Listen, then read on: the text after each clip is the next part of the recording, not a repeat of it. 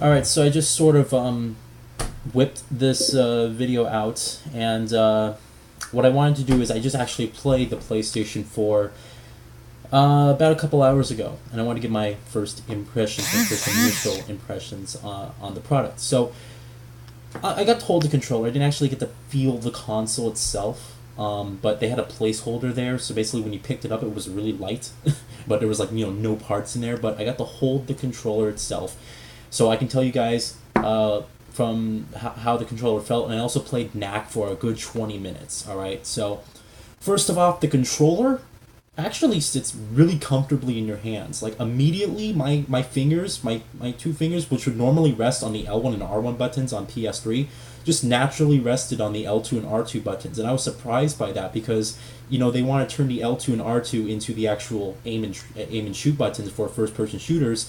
And I thought, okay, initially I was gonna have a hard time getting used to that because on PS3 it's just L1 and R1 normally. No issue at all, and my fingers just rested perfectly fine on the two trigger buttons without any hassle at all. So it was a quite a big surprise. It was a pleasant surprise actually. I did like how they how comfortable it is to hold and everything like that. So the only game I got to play was Knack. All right, and it played great. It was in 1080p. I got to play it at a nice brand new Sony HD TV. I played it at the Sony store, by the way, and it ran perfectly fine. And that game actually, I was surprised because that game actually does require some challenge and some strategic thinking when you're going into combat. It's not like you can just walk in and punch people and that's it. You can die pretty quickly. I died within like the first 3 minutes of playing the game. It was like ridiculous. So you have to really think out of the box and say, all right, I have to do this move on this guy, or this guy has a certain weapon, so I can't get close to him. And I got to play it through a bunch of various levels. Like I said, it was like a 20-minute demo. It was really long. And the environment's really destructible. The game looks gorgeous. It plays great. You can pick up cars and throw them at enemies if you want when you're like huge.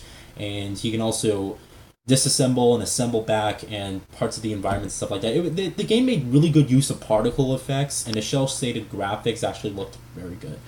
Um, Going back to the controller itself, because I think that's what everyone really wants to hear. It just really felt comfortable. The thumbsticks are smaller, but they're easy to get used to. I wasn't able to use the touchpad thing in the center, so I couldn't I couldn't really navigate anything like that. All they had was like it was a kiosk demo thing, so I didn't get to experience the UI right up front. But what I can tell you is that the controller fits nice in your hand.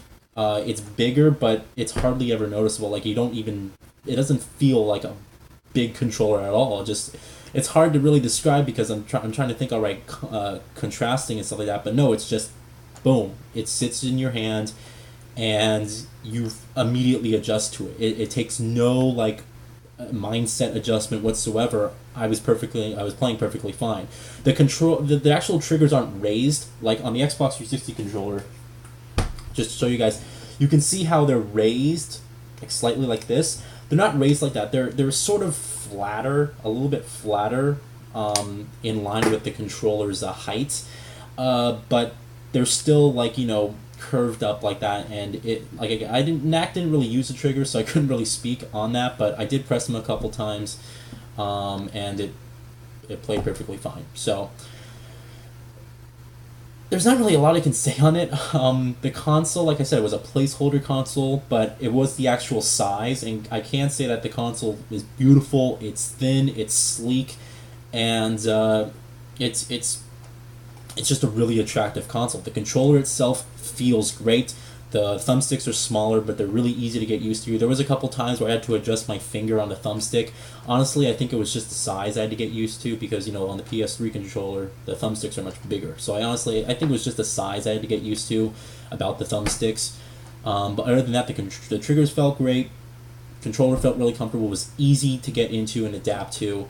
And I can't wait to experience it when I'm playing these. Like Killzone Shadowfall, I'm sure is going to play amazing on there. As well as like Assassin's Creed or any of these first-person shooters. It just overall the controller felt really nice, and I just want to make that clear, right? It's a really beautiful console, and it's a really nice, comfortable, easy to adapt to controller. All right, and for those of you guys who are a bit, because I guess a lot of people have left their impressions, and everyone's been saying, the controller's really good. At least you can hear it from my perspective. All right, it's a very, very good controller, and I can't wait to use it going into the next generation with a couple of these FPSs. I think that's where it's really gonna shine. All right, so that'll be it, guys. I just wanted to make that quick 5-minute impressions. I know it wasn't much, but I played 20 minutes of Knack. I got to hold the controller, got to see the size of the console. It wasn't the actual console, but I got to see the full size of the console. Nothing much really else to say. There was a couple things I wanted to do. I thought about changing my pre-orders again. What I have right now is Assassin's Creed 4 and Killzone Shadowfall pre-ordered on PS4, with Battlefield 4 and Forza 5 on Xbox One. What I think I'm going to do is when there's actually going to be direct feed 1080p footage for Battlefield 4 on both Xbox One and PlayStation 4, the PlayStation 4 multiplayer compared with the Xbox One single-player campaign. Now, I know it's campaign versus multiplayer. Obviously, for multiplayer, the graphics aren't going to be as good as the campaign, but at least we're going to see direct feed 1080p footage. This is from YouTube user Jack Frags, I believe it is, and he's releasing this footage on the 29th, the game's release date for PC and current gen, and I can't... it's going to be interesting seeing that footage. It really is, because depending on how the game looks on that platform depends on which version of Battlefield 4 I'm going to get. I want to get it on Xbox. The only reason why is because then I don't have to worry about... I want a third-party game to show off when I get the Xbox, and it would just be nice if I can get the Xbox One version of Battlefield 4 just to show it off when I do my, day one impressions or day one setup video when I do get the Xbox One. And then I was going to switch Rise from Forza simply because that game caught my attention a little bit more than Forza, and I love Forza. I'm going to keep in mind, I'm going to be picking up Need for Speed Rivals, Call of Duty Ghost, Forza Motorsport.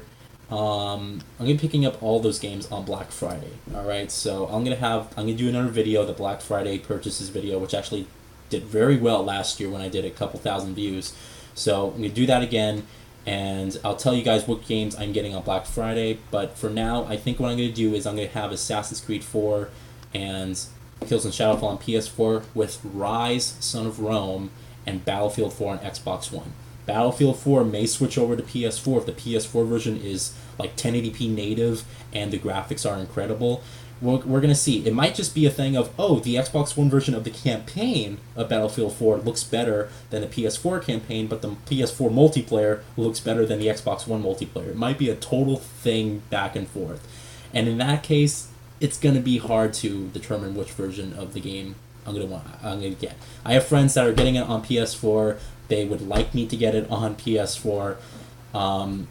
Again, it just depends. I want a third-party game to get when I do get my Xbox One, so I can show what a third-party game, how it performs and stuff like that.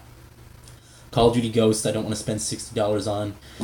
Need for Speed Rivals, I'm getting on PS4 because apparently that's a superior version of the game, and also I was planning on getting it on that platform anyway. And then I just don't want to be stuck with Xbox One exclusives when I do that unboxing. So I'll let you guys know. Follow me on Twitter, please. But other than that, that was my PS4 impressions. Console's sleek, thin, beautiful.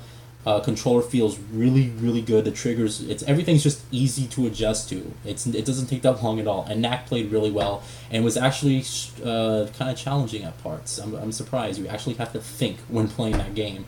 So Knack is something that I may purchase. It might be, maybe it'll be a Christmas gift or something like that. But anyway, just want to do this quick video. Thank you guys for watching. Have a good day. And let me know if you guys went to the Sony store and played the PS4. Let me know what your thoughts are. Alright? But great controller. Great looking console. Knack was a good game. And I'll see you guys when the full console releases in like 3 weeks or so. I can't wait for that. So, see you guys then. Have a good day. Bye.